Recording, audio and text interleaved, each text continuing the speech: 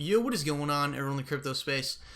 So today I want to bring up the topic of the XRP ledger and how it is becoming rapidly decentralized, and Ripple is now at a point to where it cannot make an amendment without having the approval of a third-party validator. Back when XRP, when the UNL, when Ripple had 77% dominance, they could single-handedly make an amendment decision without any other validator approval. Now, since they control only 48% of the unique node list, now to make any sort of decision on the network, they're actually going to need the approval of a third-party validator, meaning it is really starting to become decentralized, which I'm so glad for, because back when I was getting in, the big talk, besides XRP not being used, or the big FUD, I might say, is that it was a centralized scam.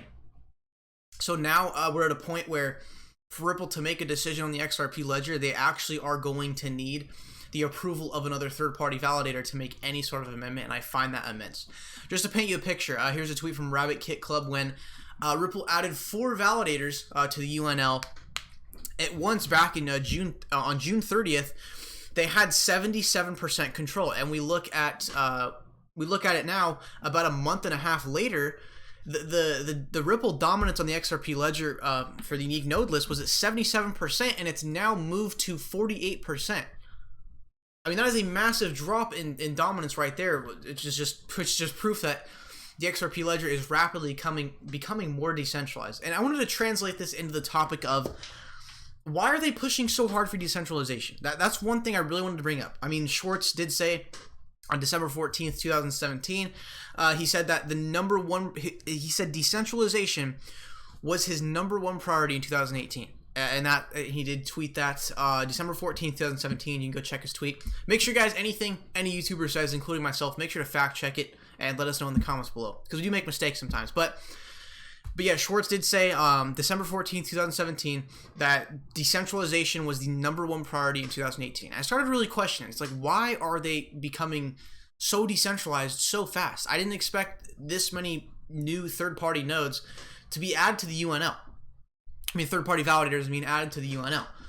And ever since they added the 4 on one day, now it's been about every 2 weeks we're getting like 2 more onto the unique node list. And it's actually quite interesting because not only institutions are being added to the unique node list, Wind and Rabbit Kit Club, they both actually got their validators added to the unique node list. So they're really making an improvement to continue to make the XRP ledger more and more decentralized, and hence that is what Cobalt will be doing in 2019, the concept of even further decentralizing itself. Because now I'm really glad to see this happening, because back when I got in, like I said, the big thing was it was centralized, and now we're at a point to where they need third-party validator approval to make any sort of amendment, and I find that huge. So again, I want to bring it back to, why is the decentralization such a priority? I doubt it is just to make the community happy about decentralization. I feel like there's more of a fundamental reason why they're wanting to become so decentralized. So as you guys remember, back in June, this guy from the SEC was at a Yahoo Finance Summit, and he did make a statement saying, in my opinion, that Bitcoin and Ethereum are not securities. And recently, someone from the XRP chat got a response through email about the SEC. What they stated was that William Hyndman, his statement at the Yahoo Finance conference, or not conference, but you know what I mean, like Yahoo Finance event where they all gather around, like discuss crypto and whatnot. He stated that Bitcoin and Ethereum were not securities. But now in this email, they do state that, as you may be aware, Director Hyman's remarks include a disclaimer. The Securities and Exchange Commission disclaims responsibility for any private publication or statement of any SEC employee or commissioner. This speech expresses the author's views and does not necessarily reflect those of the commission and the commissioners or other members of the staff. So we're still at a point. Bitcoin and Ethereum are not out of the waters for not being a security. This was clearly the SEC stating that, this was pretty much his narrative on it and his opinion, but that doesn't reflect the actual SEC decision. So Bitcoin and Ethereum, they are not out of the water for being not a security. So I think there's a couple scenarios that I think are going on. Definitely, I want you guys to let me know what you think in the comments down below once the video's over. Is that one thing I found possible was that one thing I wanted you to guys I can't talk for some reason. Something I wanted you guys to note was that these UNLs, they started getting these UNL validators, the third-party ones, started getting added to keep furthering decentralization. They were getting added around the same time when J.P. Morgan, Northern Trust, BlackRock, Goldman Sachs, Intercontinental Exchange, and New York Mellon started considering or exploring cryptocurrency or considering offering a custody solution. So I do find that something interesting to note, that around the same time frame, a similar time frame, when these institutions come out of the blue saying they're considering a custody solution, that is when the XRP ledger starts to become more decentralized. And also another thing is that a possibility, what I think is the most realistic scenario, is that Ripple really wants regulatory clarity, and I think decentralization will help them do that immensely. Because think about everything Ripple is trying to do.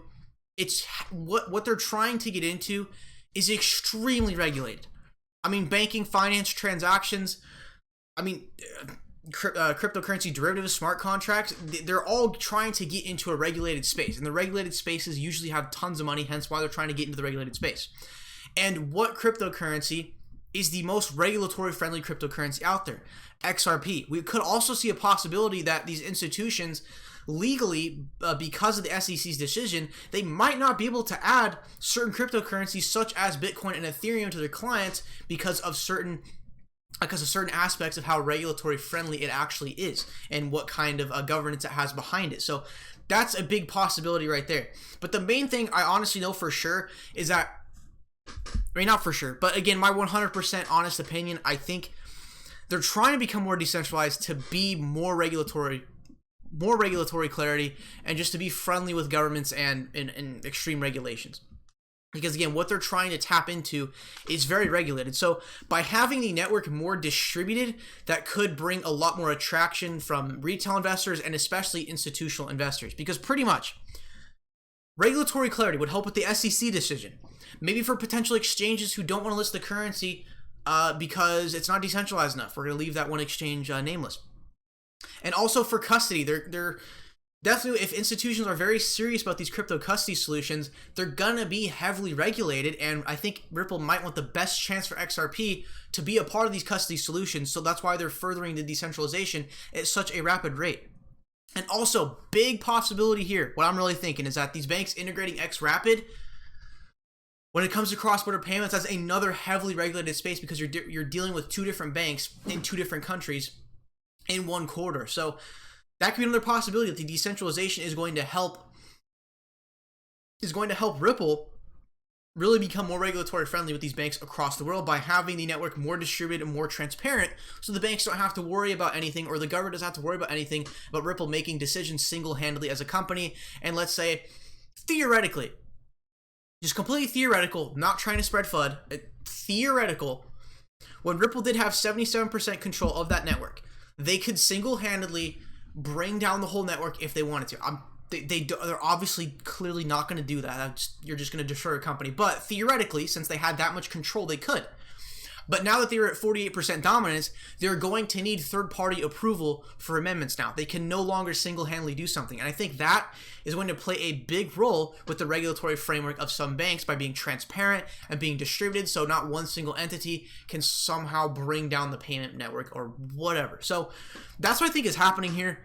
Let me know what you guys think in the comments below. This decentralization, it's clearly Ripple's like #1 priority right now, because just a month and a half ago, in the span of a month and a half, the decentralization control, or the UNL control, has dropped from 77% down to 48% in the span of a month and a half. I can only imagine by the end of 2018 how many third-party validators will be on the UNL.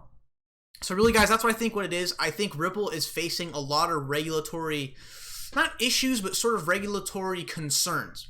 And I think the decentralization of this network will definitely help with all those regulatory concerns when it comes to regulatory clarity, the SEC exchanges for custody solutions, and for XRapid being in use among institutions. So thank you guys so much for watching this video. Make sure to drop a like and subscribe if you did enjoy it. It really does help me out. And turn on those post notifications so you never miss a video or stream, or check the links in the description if you do want to support the channel. And by the way, we are approaching 18,000 subscribers, so I'm pretty hyped for that. So let me know what you guys think. I honestly, in my honest opinion, I think this decentralization has to do with regulatory concerns and being 100% compliant with all regulations by being transparent and distributed, so not one entity can have so much control over a network that's going to be used by the masses, if you know what I mean. So the decentralization, it pretty much seems like it's going to be necessary for mass adoption to happen and for the regulatory concerns to go from here to non-existent. So thank you guys for watching this video. I'll see you guys in tomorrow's stream.